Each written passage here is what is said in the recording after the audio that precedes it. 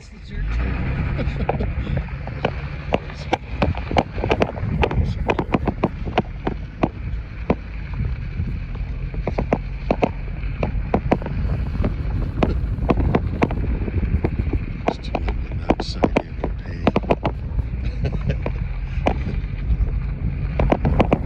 This customer entered after dark. That's good stuff.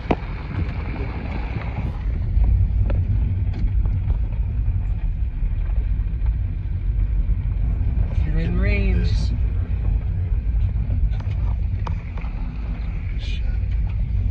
Before 9:30 or after 5? Has to be.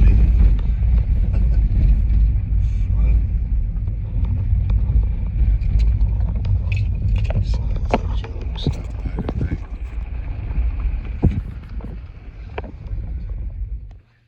Simulated people sleeping in tents. That's wild.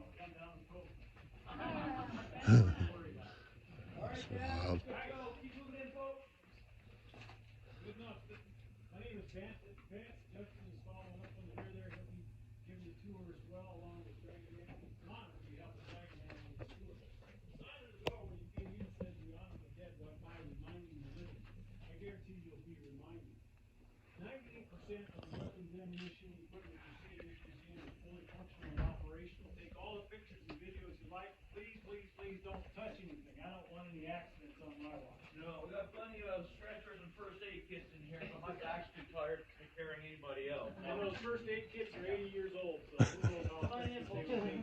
Please go on in.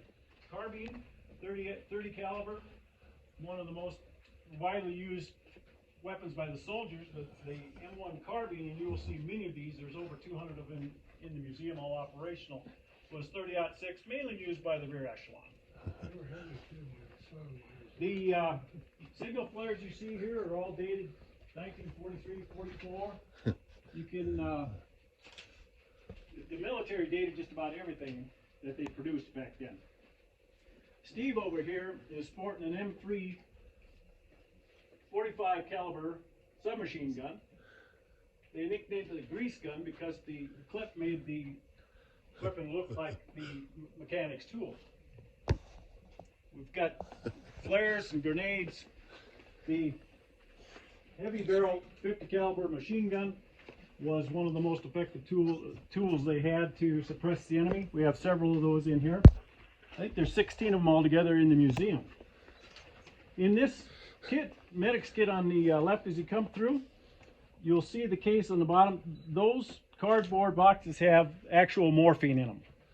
The green vials up above have embalming fluid. If the medics couldn't get the deceased soldier off the battlefield before decomposition set in, they would actually start the embalming of that body. Wow. Here's a mess kit, cook kit. On your right as you come through, note the lids on the pots all have dates on them. The Camel cigarettes were part of the standard rations pack for each soldier, along with these bars of soap. Take a look at those as you come by. They're made out of horse fat. Probably not something we'd want to use today in exchange for our dove. There's a typical communication station over here on your left. It was all wired together. You can see the spools of wire along the beaches.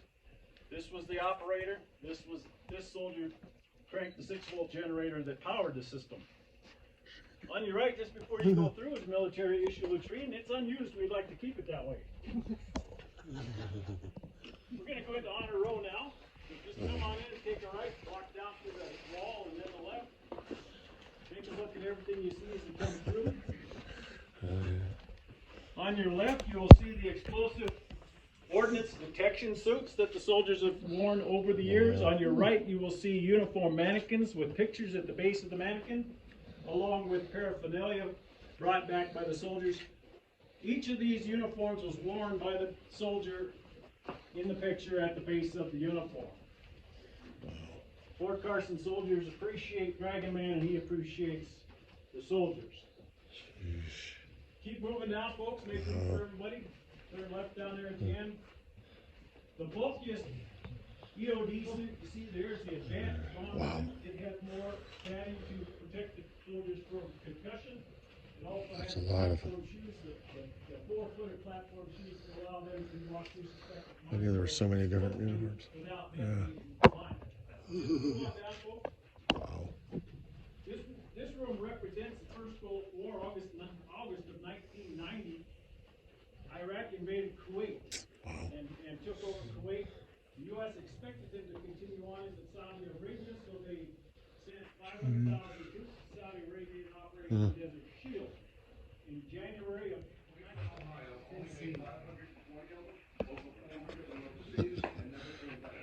I have every American half track. There's 7 different variations.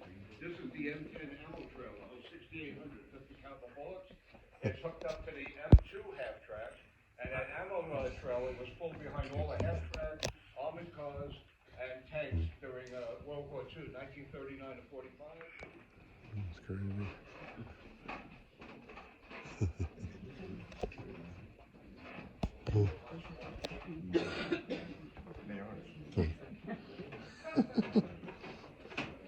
Yep. Got a lot more soldiers over there. Take a picture of that for him. That's crazy. I'm not going up there. You can. I can't clean the stuff. Wow. A couple hundred of them in here. Huh? Okay, guys, let's move it up.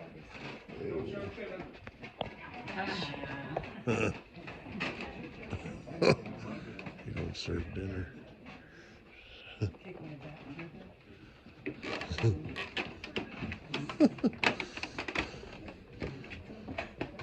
Yeah.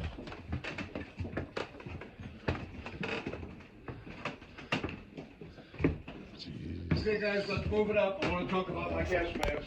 Okay, on the rack here, this is every American gas mask from 1917, when chemical and biological weapons were first used against the British and the Americans, the British in 1914, the Americans in 1917. As the years go by to what they're wearing today, the last one's from the Air Force, the one next to it's from the Army.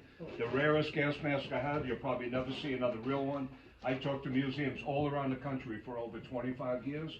Not one of them has a baby gas mask from Belgium or France. The moms used to put the whole baby in the gas mask and pump the charcoal filter on the left side. The next rarest one is the waterproof rubber gas mask for the invasion of France, June 6, 1944. These were issued to all the GIs coming off the landing craft. Luckily, the Germans didn't use any chemical or biological weapons on the Americans or the Allies. If you watch that movie, Saving Private Ryan, all the soldiers had these gas patches on their right arm, and this would turn blue if there's agents in the air, like my jeans. It would turn blue automatically. Because like the COVID-19, there's no odor. By the time you know you have it, it's too late. So that was really a good idea. Probably some Jewish guy invented this. Okay, we're gonna come around the turn here. I'll show you the biggest guns I own.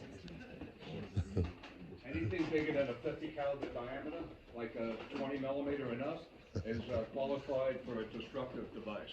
This is the 106 millimeter, the 75 millimeter, the 57 millimeter. The 75 and the 57 were used right through World War II and Korea. This one here, the 106 millimeter, was designed in 1950. It was hauled around on the M38A1 Jeep. See, there's a picture of it with the split windshield, where the barrel would lay almost on the hood in between the windshield. And this was used in Korea and Vietnam. And they push up real hard so they could identify the body. And the other dog tag would go back to headquarters so they could write in the book there that John is deceased. That's why soldiers, right up to today, always carry 2 dog tags. Okay, let me tell you about this piece of equipment. That's a tungsten crane. They only made 320 of them. Most of those were located at the Brooklyn shipyards or the New Jersey waterways, loading up all the heavy crates with the ammunition, the food, the weapons onto the ships to go overseas. Okay, over here, this is the scout car. This is one of the vehicles that I shipped back from Europe. It takes 8 to 9 months to get a vehicle back. When it lands on the shores of New Jersey or New York, I have to hire a trucking company to bring it to Colorado. Over the last 35 years, I spent over $300,000 on shipping just getting this stuff here. So anyway, when you come up on the deck here, take a look at the pictures the way I received it. 65% of this vehicle was missing. All the stuff I couldn't get from other collectors around the country, I made in my machine shop. and now it's like brand new. So some weapons I'm going to point out in this room, as you look off to your right-hand side on the display case, you're going to see the Mosin Nagant bolt-action rifle in 1991. Most produced bolt-action rifle in the world. The smaller version is the carbine, and then the rifle you'll see at the far end on the right, it's got a scope on it. This is a 3.5 times sniper scope that the Russian snipers would have used. A couple submachine guns that were very prevalent in World War II. This black one over here on the far table, this is our PPS 42. Hey guys, let's move it up. Hitler's waiting. Yep. Did you get it? Oh, they got the lights going out. Very good idea. Some of you can move off to the left as we come into this room if you would like.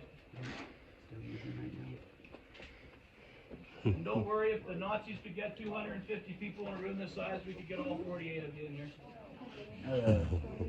Yes, we have a dark sense of humor in this museum. Of course you do. And there is no political correctness, so you don't like it, there's the door. That's good. No refunds, right? No refunds. That's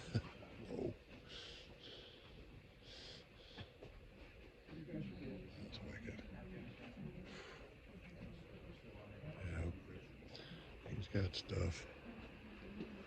That is a big light.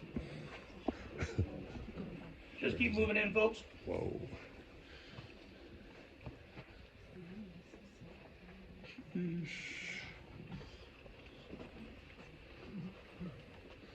Wow.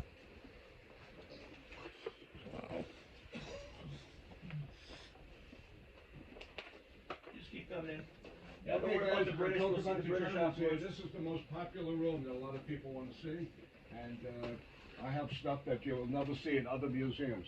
This is the fastest shooting machine gun in World War II, the MG-42. It shoots a rate of 1,200 8mm bullets a minute. The ammunition I have here was packed 1938. Get a date? Date 1938. All the head stamps, the back of the ammunition in World War I and World War II is all dated. They stopped doing that during Korea. So the Germans had the fastest shooting machine guns. They had the Bismarck, the biggest battleship. They had the Tiger tank, the 70-ton tank with the 88mm gun.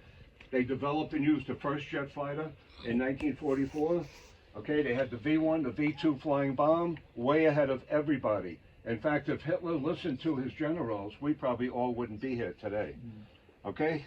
So he woke up one morning, June 22nd, and decided to take over Russia, right? All his generals told him it was a bad idea, right? But you can't tell Hitler what to do. You go to the gas chamber. So June 23rd, he sent over 3 million soldiers to Russia. 1 million to Stalingrad, 1 million to Leningrad, 1 million to Moscow. 1941 winter was the coldest on record, 31 below zero. 80% of all his soldiers were still wearing their summer uniforms. 1.5 million soldiers froze to death that one winter. From that point on, his hopes of taking over the world really started going downhill. Let me pick one of these up, I'll show you. This is called the Kaiser helmet. It's over 100 years old. Give you an idea, a perfect helmet like this in perfect shape goes anywhere from $1,500 to $3,000. And see how small the heads were? People were a lot smaller back then. How old are you? 11. This is going to fit perfect. Oh, wow. See that? There was no fast food. There was no pizza. There was no Burger King. There was no McDonald's. You know, people were a lot smaller back then. And this stuff is really hard to find, and every year it just keeps going up in value. Because years ago, there's a guy in Colorado Springs that bought everything.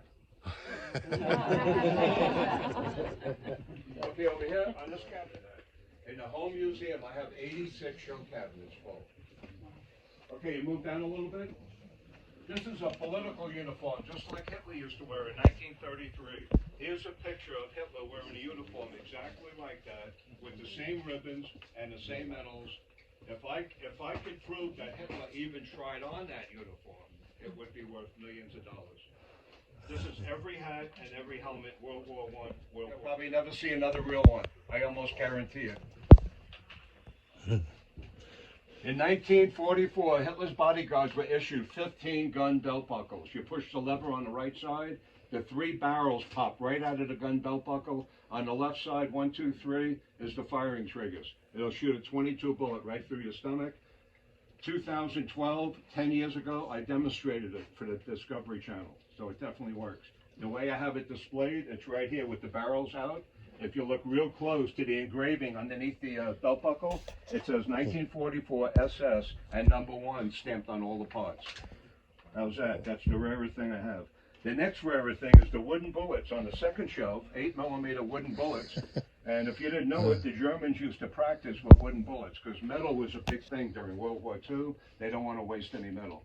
These were all original pictures over the last almost 50 years I got from survivors and collectors from all over the world.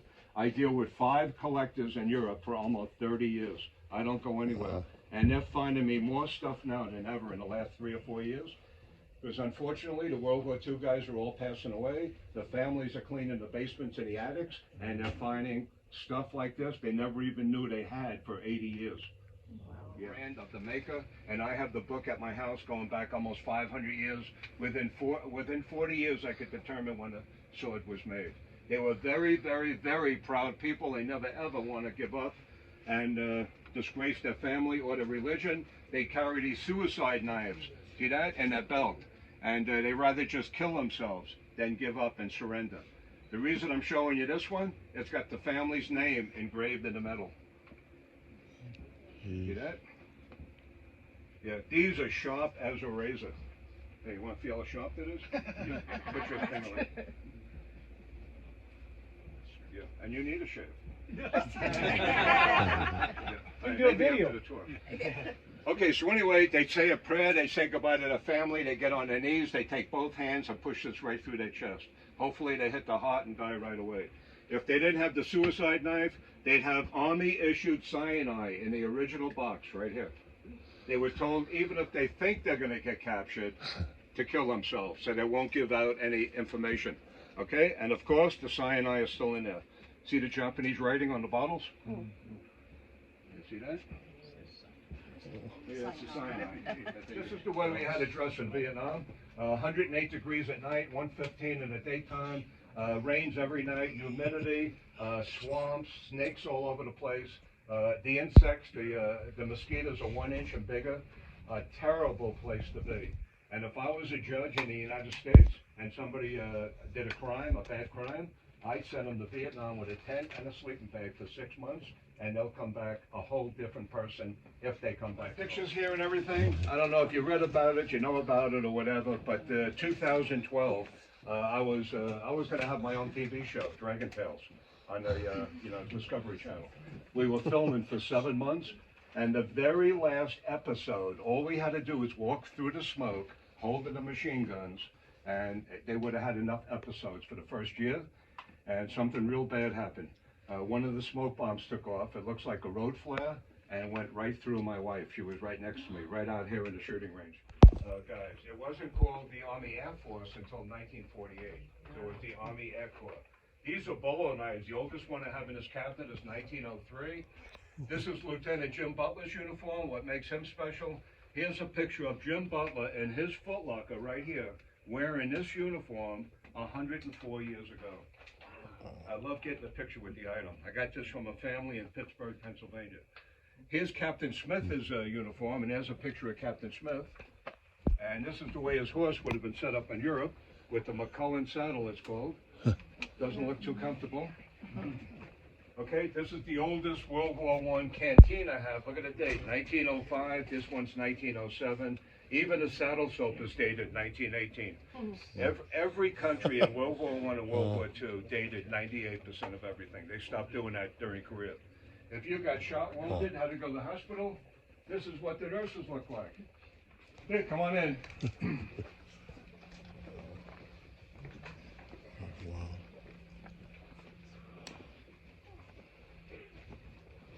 Okay, in 1917, the U.S. government gave the Dodge brothers an order to make 1,000 of these vehicles, weapons carriers, troop carriers.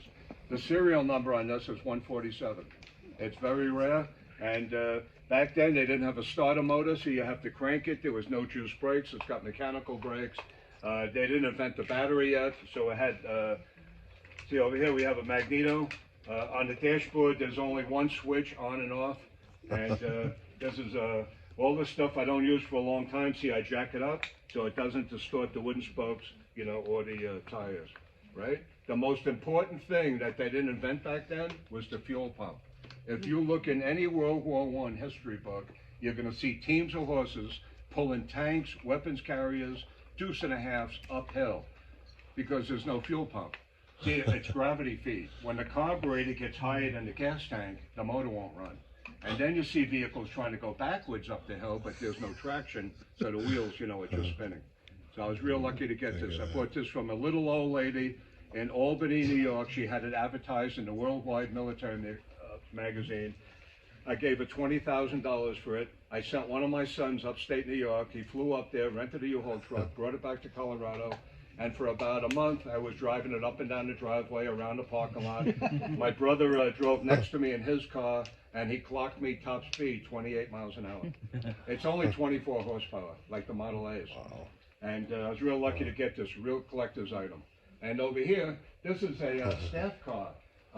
See, in 1917 and 1918, in World War I, the U.S. government really didn't have enough vehicles to take the officers around the base, so they went to Ford, Chevy, and Dodge. They bought regular four-door vehicles. Either they painted it green, they put a star on the door, or they put numbers on a hood like this one, and it became a staff car.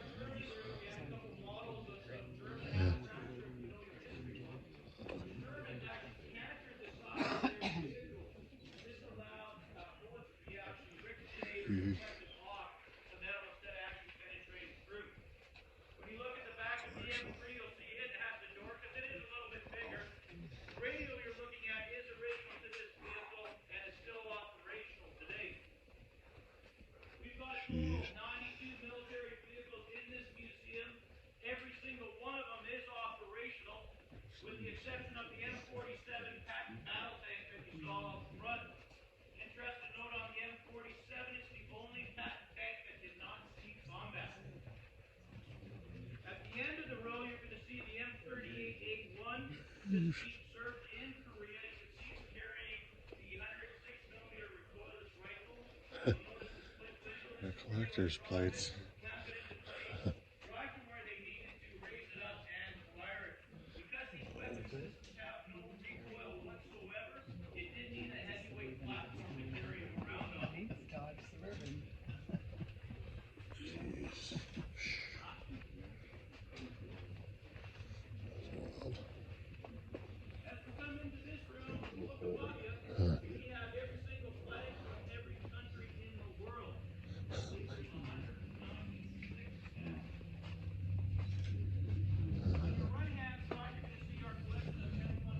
Much in there,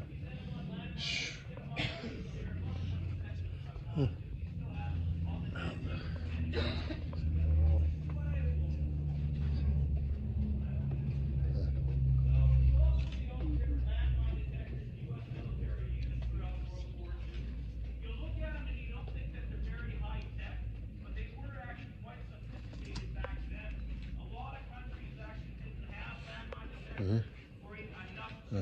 Special compartment for the gun in there. Yeah. That's wild.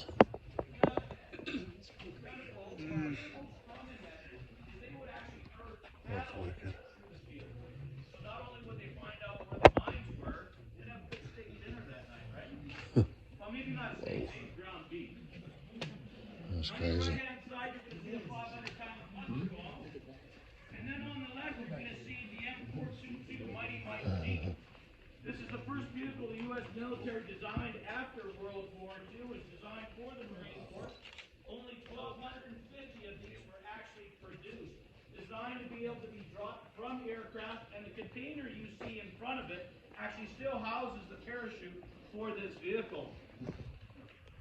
Along the right-hand side, you're going to see a 1941 Ford bomb truck. It is carrying a 1,000-pound napalm bomb. And then at the end of this row on your left-hand side, this is the M1 81mm mortar. World War II era. It has a kill rate of about 75 feet. As we come around the corner, you'll notice a lot more of this vehicle. Look in the back there, there's a 2.5 Vietnam era. We've got a couple of those on the property. More half tracks in there. About 600 undersized ball bearings, basically obliterating anything that was below them. Your vehicle off to the left is our M29 Studebaker Weasel. It is an amphibious vehicle, it's a tracked vehicle. Designed for an operation in Norway, however, that operation never took place. The military used it along the western front of Italy. The Marines used it in Iwo Jima. It took part in Operation Overlord, but it's really got its notoriety during the Battle of the Bulge. It could get to areas where most common jeeps couldn't get to. So it acted as a mini ambulance carrying dead and wounded soldiers off the battlefield. Believe it or not, this vehicle has such a light footprint when it goes over the ground, it was known to be able to drive through minefields. I don't think I want to be the driver. On your right-hand side, you'll see a collection of M151s. On your left is a 1955 GMC bomb truck carrying a bunch of 500-pound bombs. Anytime you see a military ordnance painted blue, this means they are training rounds. As we round the corner, you'll see a collection of Humvees. Unbelievable. They got a hell of a collection. Just a half track. Vietnam era. On your left-hand side is our M16 anti-aircraft vehicle. Jeez. Typically carries a quad mount anti-aircraft nest. You'll see the tombstone ammo canisters next to it. The M16 served in World War II as well. Wow. Huh. That thing's crazy. Those bombs. All right, folks, as we keep on up, we can get everybody around this corner. We're going to talk a little bit about the Battle of Bulge.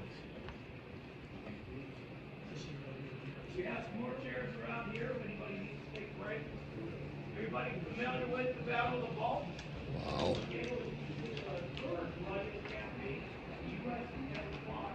Actually, the bloodiest battle actually occurred at the Bulge itself. Battle of the Bulge took place primarily in the Ardennes forest region. We have a couple maps right here. December 16th, 1944, the 25th of January, 1945. It was basically the Germans' last counteroffensive to stop the Allied advancement from coming in from the west.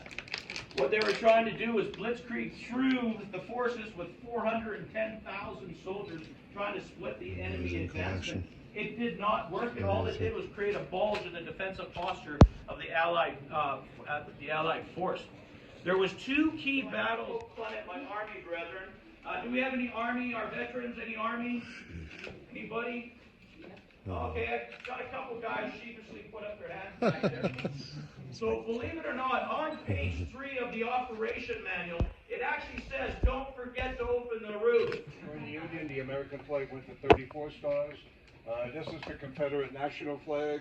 That's the Confederate battle flag. People call the rebel flag. And let me show you some of these weapons here. As soon as the Civil War started, the Union Army blocked everything off north of Virginia.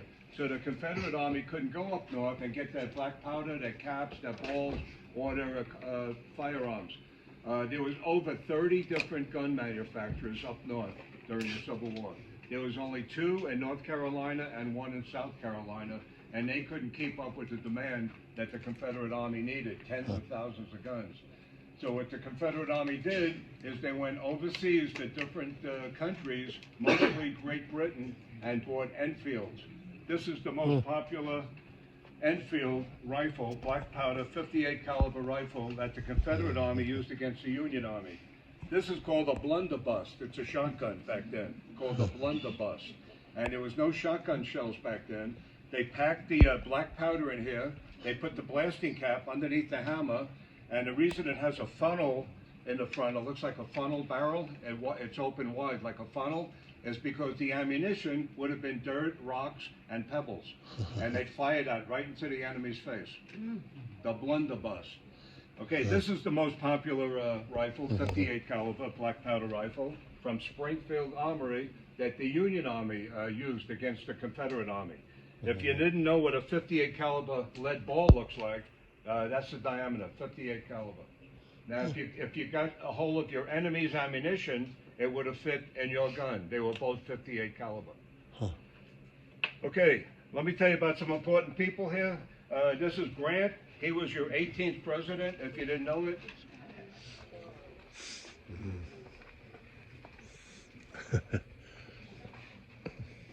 Great old Flint. The hot rod gets back ball from the 20s and 30s, in the middle or from the 50s. But over 100 or over gas pumps in here. On your left, as you go by, you'll see the first two elements. They were actually supported by the Wow.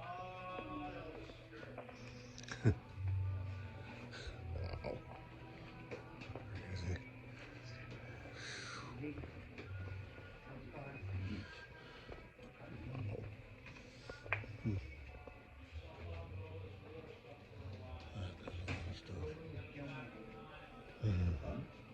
At that pump. I've never seen that. Can you give more gas?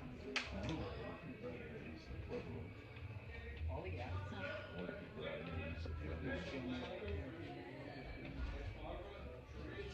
All this stuff I've been collecting my whole life.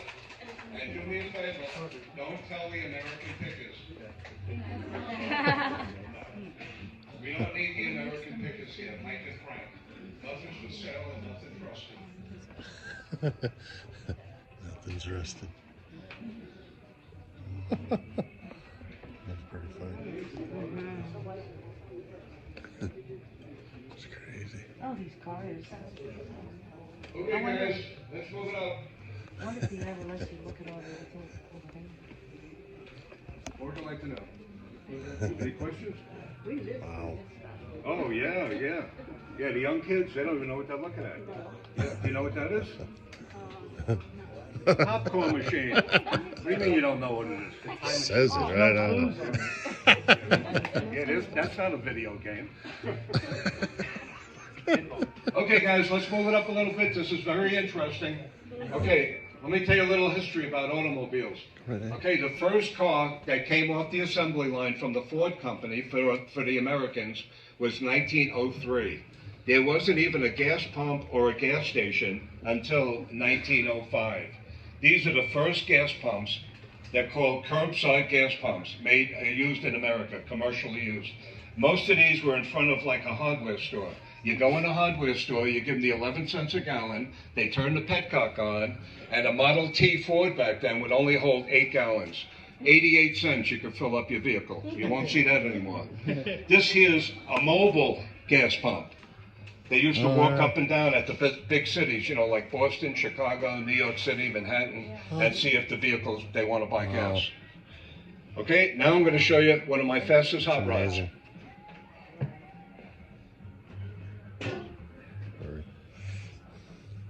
Okay, yeah, let me show you my fastest car here. One of the, other than my dragster, this is my fastest hot rod. It's a 1941 Willys. I have 2 of these. This is a $90,000 hot rod. Yeah. And hey, you guys can move in. It's not a Ford motor, it's not a Dodge motor, it's not a Chevy motor. It's a Dart Brothers motor. The Dart Brothers are in Connecticut. They start with a cast iron block poured out to 565 cubic inches. They use Jan's forged pistons. It's got an 871 blower. It's got twin Demon 4-barrel carburetors. And that whole motor setup right there goes for $38,000. It's hooked up to a B&M Hydro 4-speed automatic transmission that you still have to shift. And the rear end is a narrow Ford rear with 411 gears. And the Mickey Thompson tires on the back of this vehicle are 16 inches wide. This car pulls the front wheels off the ground. Wow. And nobody in Colorado Springs beats the Dragonman. Okay. How often do you drive it? Once a month. I have plates on almost all of them. Okay, guys, check this out. This is a chopped top 1950 Ford. It looks like a Mercury, but it's a chopped top. Wow. When I say chopped top, that means the top's been lowered 3.5 inches. A lot of body work goes into doing something like that. It's got French tint headlights. It's got nose and deck when they take the emblem off. It's called nose and deck. It's got white wall tires. It's got skirts. It's got lake pipes. Yeah, look at that. It's got shaved door handles. That was a big thing in the late 50s and early 60s. You push the button and the door opens up. There's no door handles in the inside either. So if you pick up a girl hitchhiking, you got it. Yeah. But, you know, we can't do that anymore. That's kidnapping. But it's got, most of my Fords, 90% of all my Fords have Chevy or Dodge motors in it. This way I don't get stuck.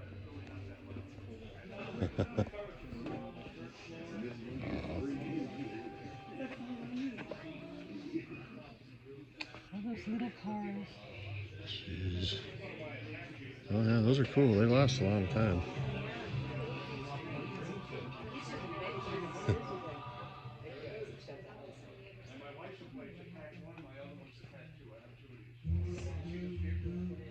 You should have adult size ones. They do. They just put motors in it.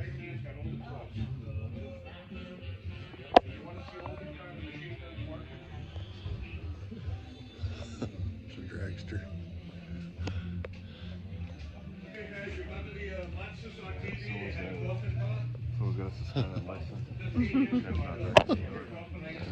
Crazy. It's pretty wild. Jeez. Wow. The coffin is over 100 years old.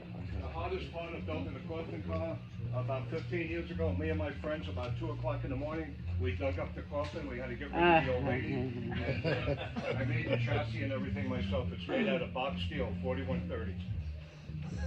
It's got a turbo 400 transmission, narrowed Chevy rear, and all legal for me to drive around town. Cops wave to me. They love it. Okay, guys, come around and turn. I got every World War II radio right here. I'm going to show you this.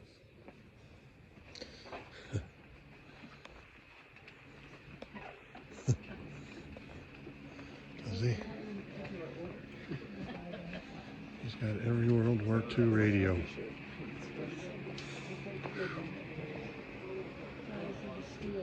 By golly, he does.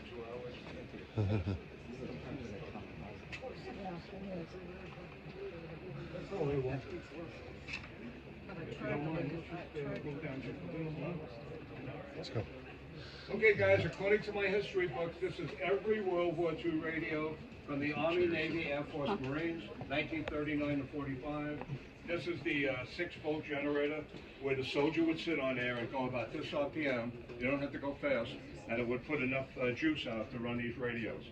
The reason they didn't want to use a generator back then is because generators make noise, and the enemy would know where they are. Okay? This is the raft that was on the B-24, the B-17s, the B-29, and the B-25 bombers.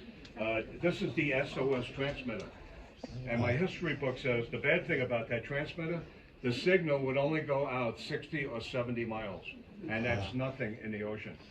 You guys ever hear of the code talkers, the Navajo Indians, the code talkers? Well, here, I got the radio right here they use.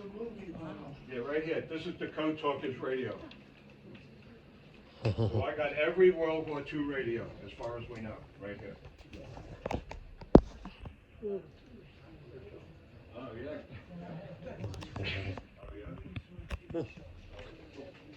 Yeah, right. And your antennas. Yeah, that's what antennas. Okay, guys, come around the turn here.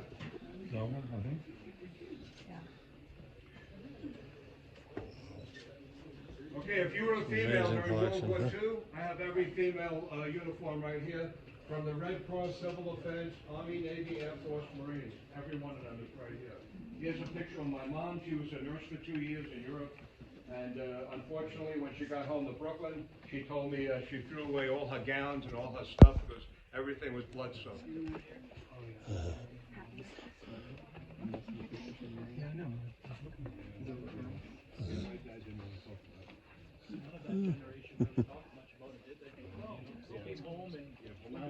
A first aid kit, and look what we found. Morphine. If I was an illegal museum, I couldn't have this because it's a drug. And this is what you see in the Army movies. The soldier gets shot, the medic comes over, puts that in your arm, squeezes it, and your left or right side is paralyzed in about 3 minutes. How are you feeling?